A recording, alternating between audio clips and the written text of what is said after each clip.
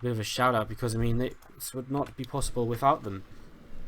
And of course the sponsors are our lead sponsor, Plantronics Gaming. You can check them out at plantronics.co.uk/gaming, or on Twitter, or on Twitter at PLT_gaming.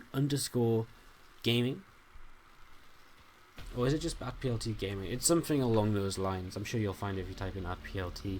Our other sponsors, of course, Crowtail. You can check them out on Twitter at CROT4LE. And our team sponsors, Team Extreme Supremacy and Team Redbloods. Both of those teams can be found on Liquipedia, or on Twitter as well at TES_esport and at Team Redbloods. So go check them out, and make sure to thank them for supporting the SC2ITL if you do enjoy the Team League action that we bring for you here on the channel. For now though, TVZ, as we head into Game 3 of this best of 7 with Property trailing 0-2. It's time for the Swedish Terran to make his appearance. Can he pull this back? It is MorroW. Making pretty short work of his opponent so far. Well, I say that, but the games have been fairly long. I mean, I think a 24-minute and 18-minute game, not bad when up against a scary Korean monstrous player like this guy. In the upper right-hand corner, representing Dignitas Dead Pixels. It's true.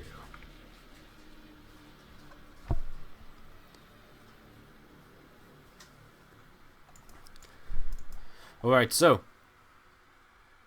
let's see what this game will bring us here on Cactus Valley. Command Center first to start things off, and that isn't really all too surprising. I mean, it is pretty much the largest map in the map pool right now, apart from Inferno Pools, I guess. But it is pretty big. And of course a 4-player spawn as well, a 1/3 chance of your opponent kind of finding you in the first position he checks with his Overlord. I wonder if that's actually true, because I guess it doesn't matter where you spawn.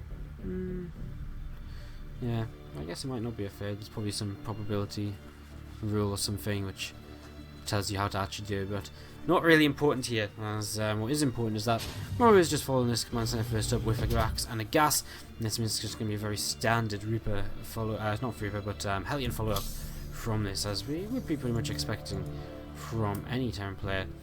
True, he's actually invested into Gas here right now. He invested into this just before seeing that CC first, and we'll see if he wants to try and do anything with it. Of course, I mean, the first 100 will most likely be for speed, could be for some kind of weird, crazy tech or something along those lines. That's definitely a possibility.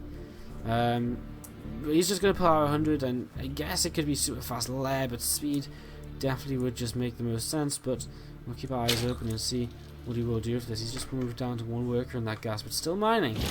This queen pops out here, and another queen starts up. Still not using that Gas just yet, just waiting for now.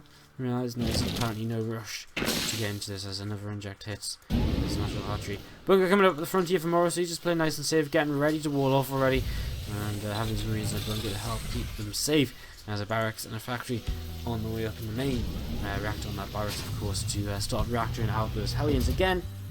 The kind of the expected opening from a Terran player here, and there's the third CC as well. So I mean, no real surprises so far from MorroW. It's pretty much as we expect from start to 5 minutes and 29 seconds. No real surprises. Fast food CC. I mean, I guess he could have gone for Hellbat time, and he could have opened Cloak Banshees also as well. Yes, there's a lot of different possibilities, but the one he's gone for is fairly standard, and again, it's not something we're kind of looking at now saying, whoa, what are you doing? There's the lair coming in from True, so finally deciding to use his first 100 gas he mined in this game. Adding on his, it's just a single extra gas right now. It'll be intriguing to see where he goes with this. As he hasn't taken a third and fourth gas, that's the third. Now we'll watch for the fourth, because the fourth gas is going to be the real kind of telltale sign as to whether this is going to be some kind of roach play from him, or whether it's going to be some kind of 2-based noodles play. And the drone roofing out onto the map a little bit. Is he looking for an expansion? I guess he could very well be.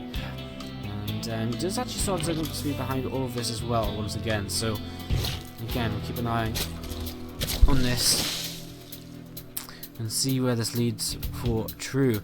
He's lies about to finishing again, and intrigued to see how exactly he tries to utilise this, as he does drop a third hatchery of his own. If just quickly to check his vision, I mean, he doesn't quite know about that just yet. So yeah, Dignitas on the way now. Butchery and Spire's starting up here as well. There's a few Hellions just moving through the middle of the map and just taking whatever map control they can. And just maybe looking to toast a queen if they fancy that up.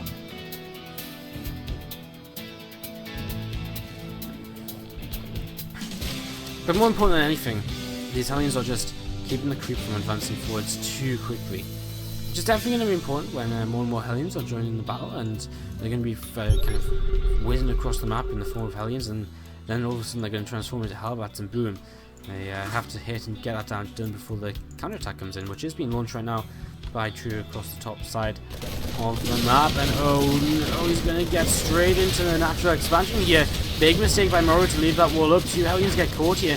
I mean, those two Hellions just popped, so there's no real defense here for a long time for MorroW. He just has to pull everything back basically, which is basically just these Hellions.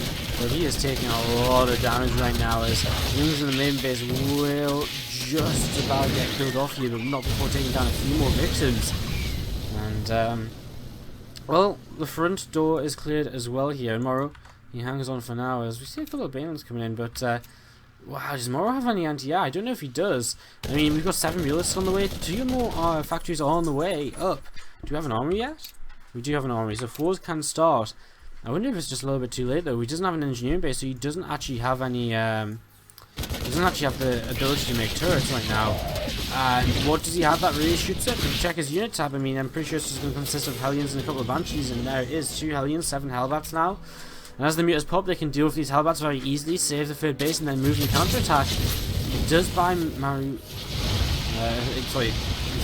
some time, he does buy MorroW some time to set up defenses back at home as he tries to take down this base over here. These mutas are just going to take down everything, and again he just has to start setting up his defense back at home, but these mutas are just going to take down everything. And head over here, and MorroW's just not in a good position at all. He's making so many turrets right now, but the mutas just going to be able to fly around everywhere and just kind of maybe just pick them off one at a time. I don't even know if MorroW can control this front wall, and he isn't going to be able to actually. GG is going to be called right there and then, and wow, just like that, Dignitas Dead Pixels take the